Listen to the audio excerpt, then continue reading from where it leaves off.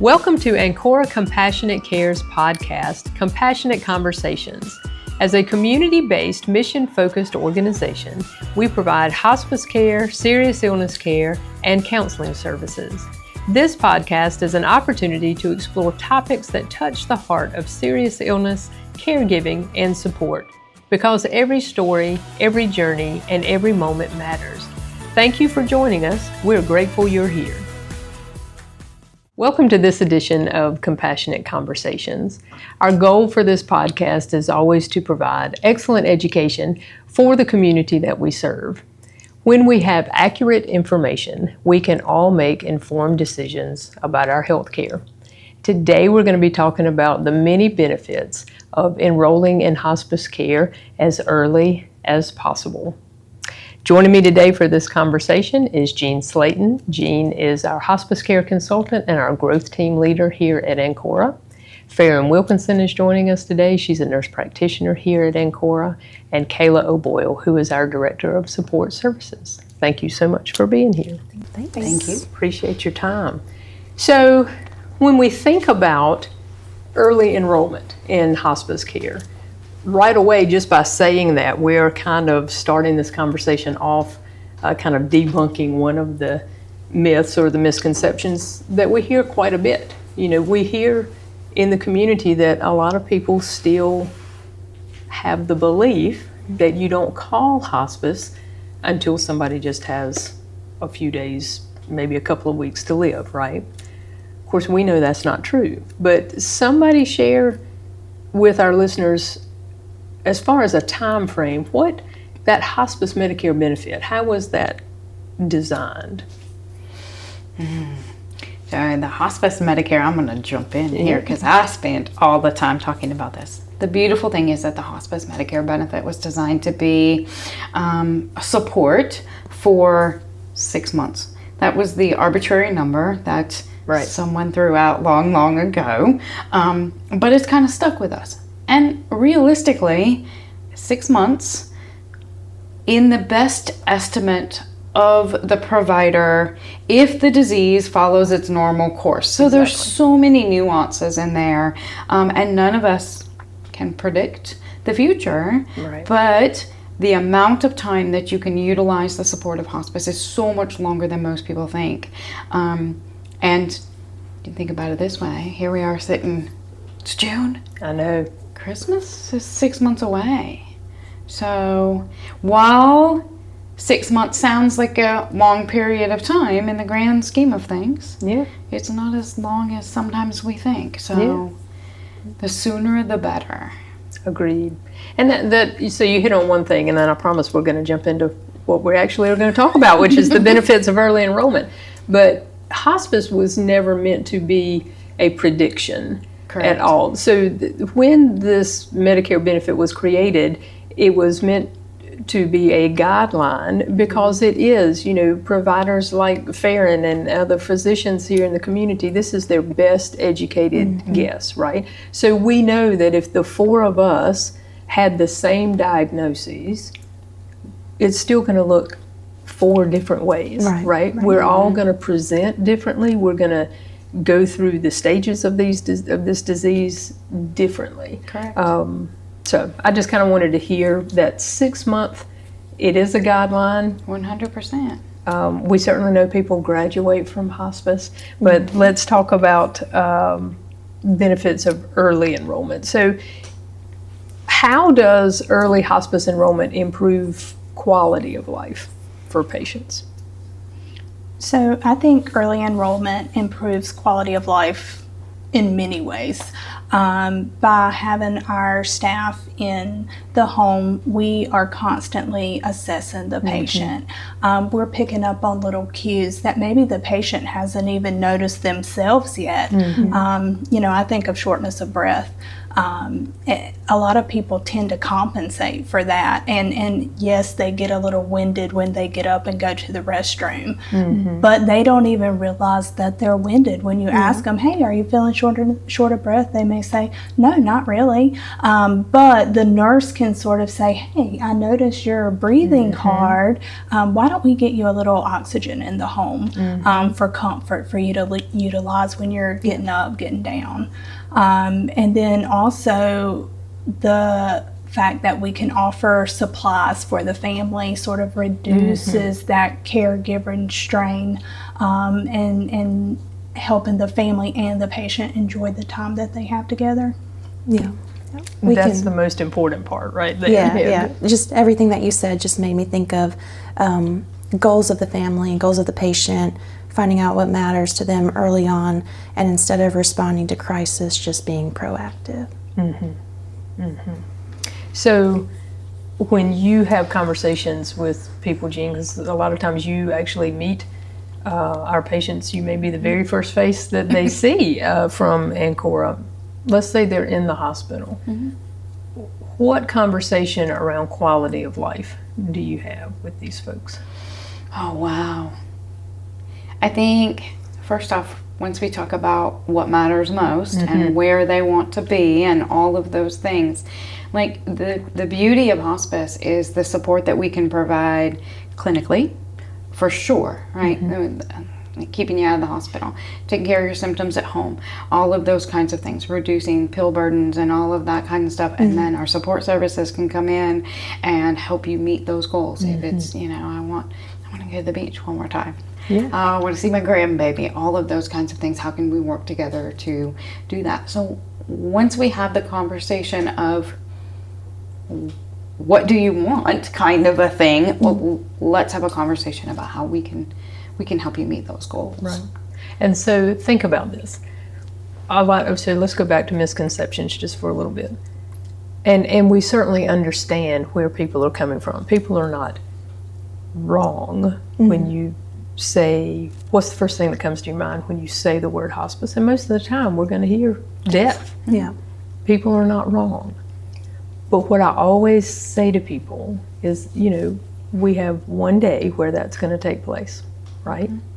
We have the opportunity to live every other day.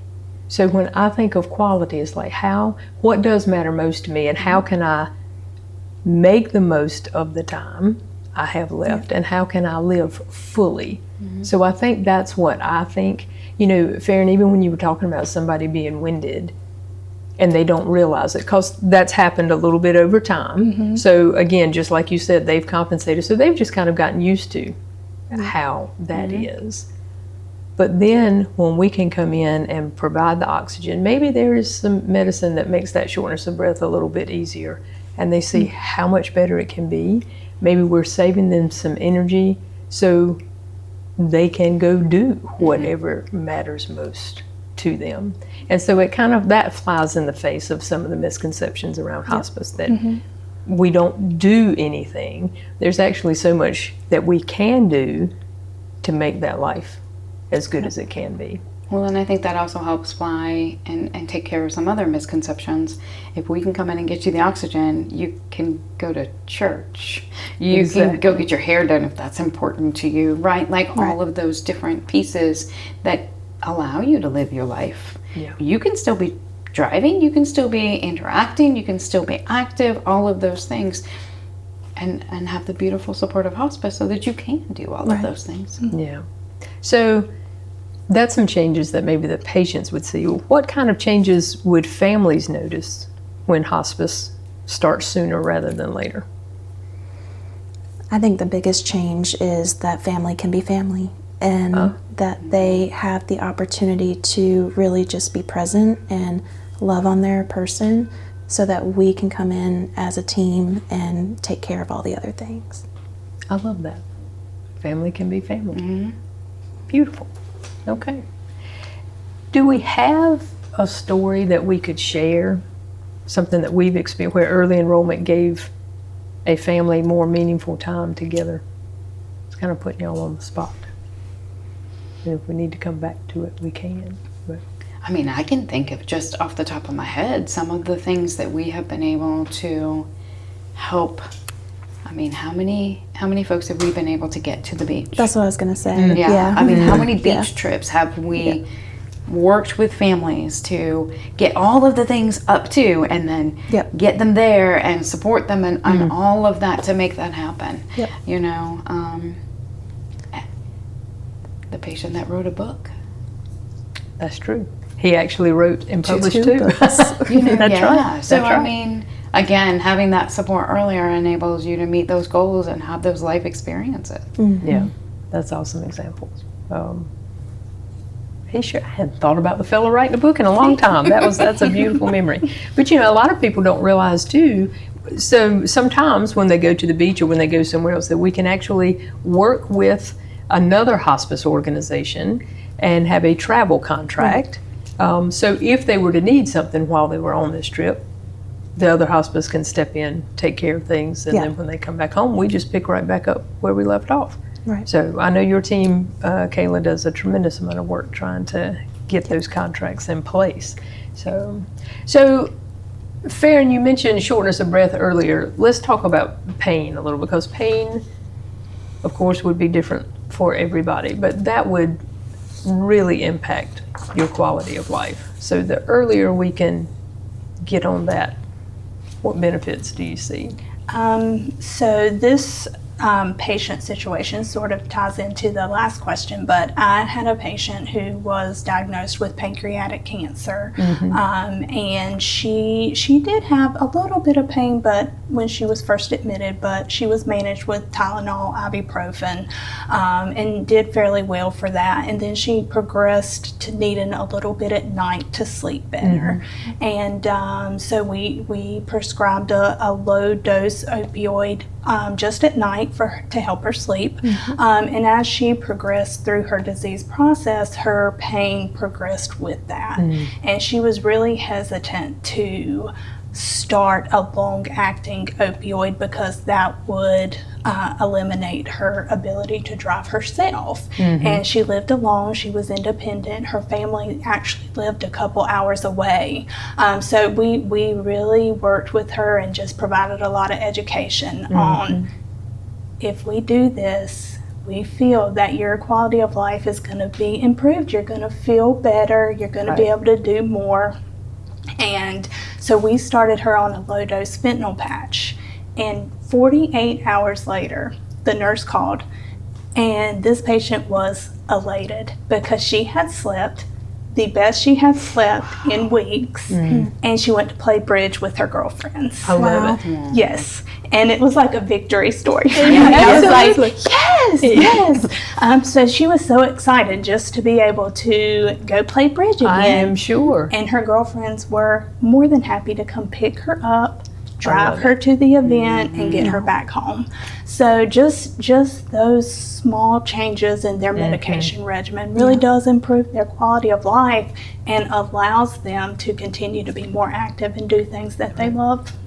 And have their life be quote unquote normal, like what she's used to doing. Right. Yeah. So Right. it impacted her socialization. It impacted everything. Right. So that is Yeah. just awesome. Yeah. So also flies in the face of some of the misconception is that hospice just loads you up with pain medicine and therefore you're knocked out. And I just had somebody say that to me the other day in the grocery store of all places. But we all have those conversations. And I thought, no, that's not how this works. Right. Now, if we have not been able to work with this patient until they are so far along in their disease process, it makes a difference. So again, earlier is better, and then we've got small steps and still have such a positive impact. That is really cool. Although you would never see me playing bridge that involves math, and that has never been something that, much to my mother's dismay, who tried to teach me. So, but look at I'm just thinking about this story. Look how you impacted her friends. Right. So it's everybody's quality of life. I'm thinking about family being family. Well, this is, friends are chosen family, right? Exactly. Oh, that's beautiful. That's beautiful. So, again, Jeanne, you're back in the hospital. We used making rounds a lot. and educating people there. So starting hospice earlier, what impact would that probably have on hospitalizations? That's a whole goal too, is to help you. Again, most people don't want to be in the hospital. As lovely as our hospital systems are and all of that good care, that's not where I want to be, right? I want to be at home. I think the majority of our folks do. So getting hospice involved earlier means we can reduce your risk of rehospitalization. We can handle the symptoms. We can come in your home. We can do all of those kinds of things so that you don't have to go back in the hospital. So that you can be in the place and see the people that you want to see all the time. And I mean, I come back to earlier is better for so many different reasons, and just come on earlier. And if for some reason there's other support that we can bring, like there's all these benefits to this, but staying out of the hospital, reducing the hospitalization, I mean, even helping our providers see their patients continuously. You can still see your doctor. Right.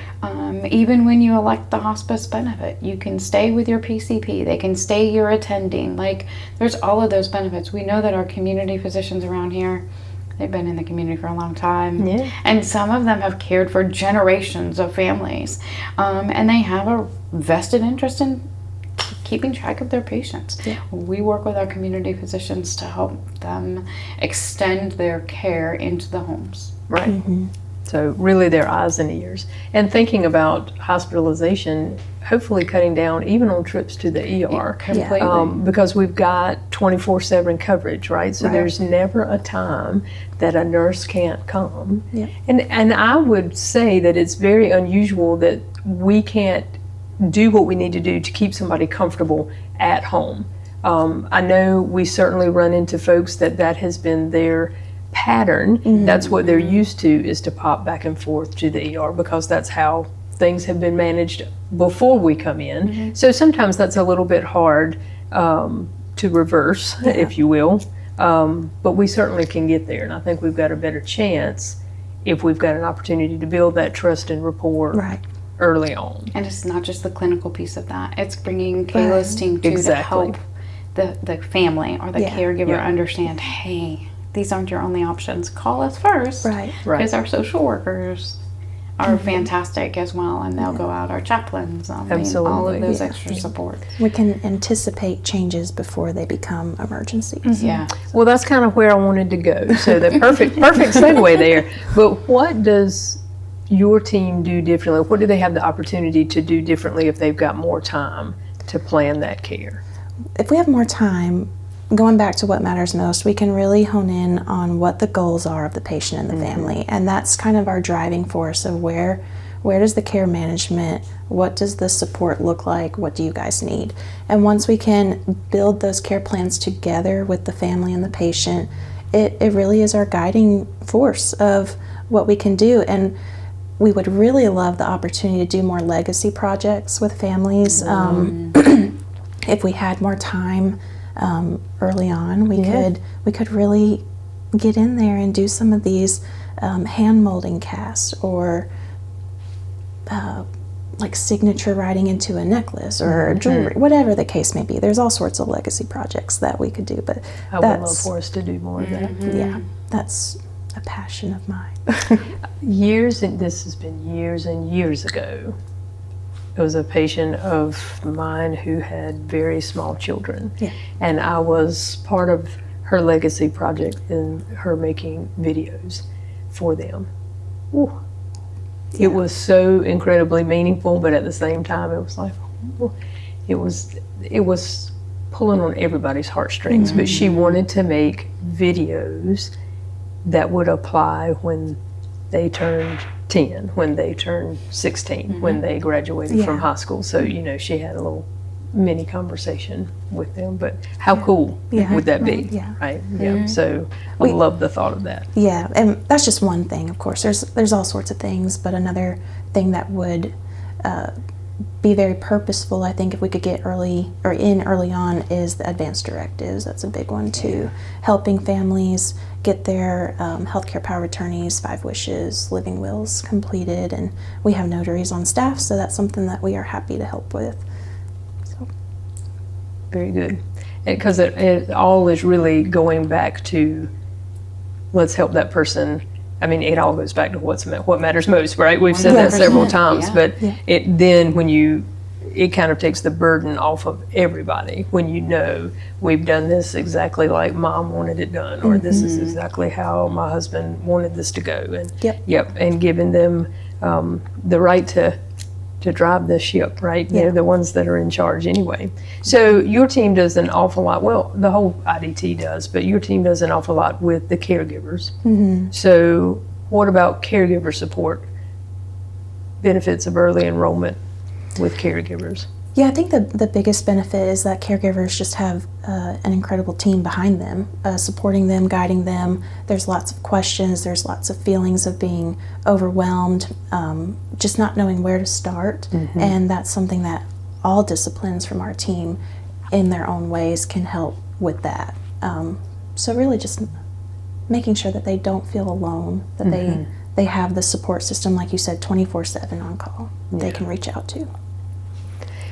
Farren, any particular education with caregivers that you feel is important? I mean, certainly medication, things like that, but can you think of benefits of early enrollment from your perspective as a nurse practitioner? Yeah, I think there are benefits to enrolling early, just to educate on the disease process, and this is where we are, and this is what we see happening, and this is the direction that we're probably going to go in, and that way things don't come as a shock. You know, I often think about patients with dementia or Alzheimer's who just change very quickly.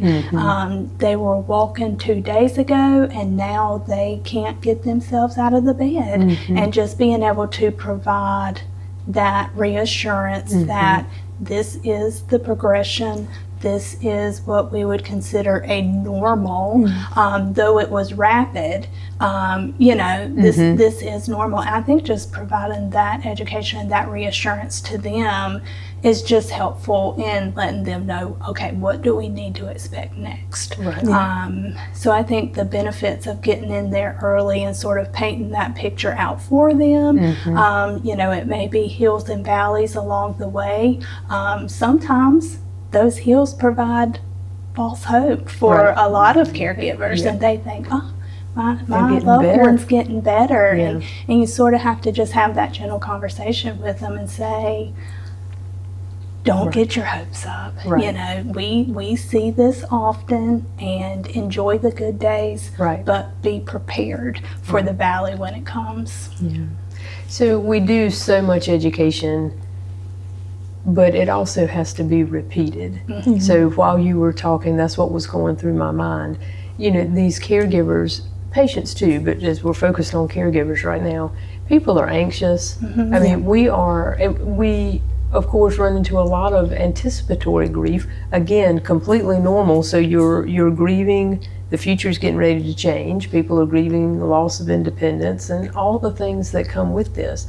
So as we're stressed, as we're sleep deprived, we're not going to hear this education. It can't be a one and done. So in order for everybody to do as well as possible, we need more time to revisit it and revisit it and revisit it, because it might be the third time or the fifth time. And I'm not finding fault at all with the caregiver, right? That is just a normal part of this. But that's also the benefit. Give us enough time. We got to have the runway. So I read something not too long ago, and it said something along the lines of educating and preparing are two different things. And I really had to sit with that for a little bit, because the preparation, if you're the caregiver or the patient, that's much more of an emotional thing, in my opinion. So we've got to have time to do both, and then support as we get to every level of acceptance, right? But it all takes a little time. It just can't be rushed. Things just can't be rushed with what we do. So we've talked about emotional support for the caregivers. We certainly have the emotional and the spiritual support for the patient themselves. We've talked about what matters most. hopefully cutting down on trips back and forth to the hospital, back and forth to the ER. We've talked about one of the benefits of early enrollment is to get these symptoms under control so we can have an improved quality of life, or maybe even maintain the quality of life that the person was used to prior to diagnosis for as long as possible.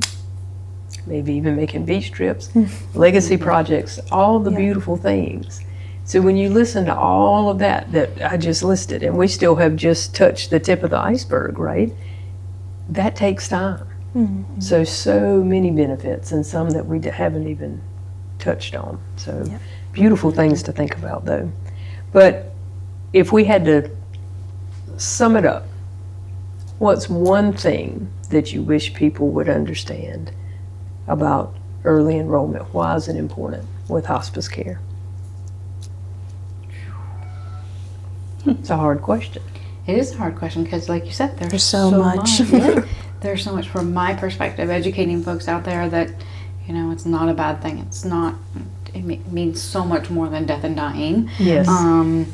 You know, it is that at the end of the day, the sooner you can come on services, the better. Yeah. Like, the better support, the reduction in stress for caregivers, the improvement in your quality of life, your ability to, and there's no too early. Right. Because if you don't meet, then there are other things that we can offer, right? Yeah. There's just so many things, so many benefits to tapping into our care sooner, and not waiting. Like, come on, call us.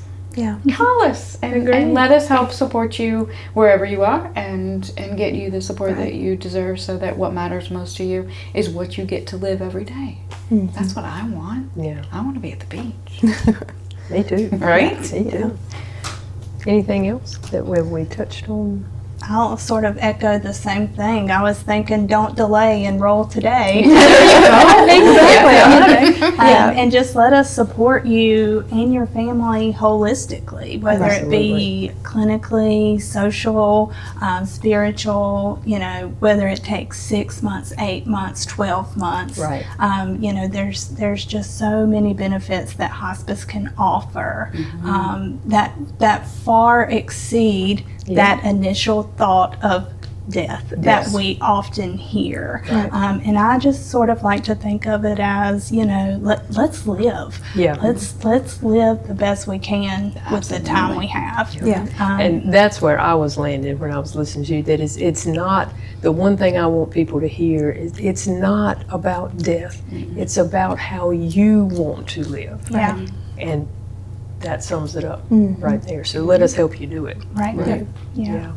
Well, I really do appreciate your time today. Thank you. Beautiful conversation. So thank you so much for joining us. If you would like any more information about our hospice service line, serious illness care service line, or even our mental health support at our counseling center, give us a call today at 336-427-9022.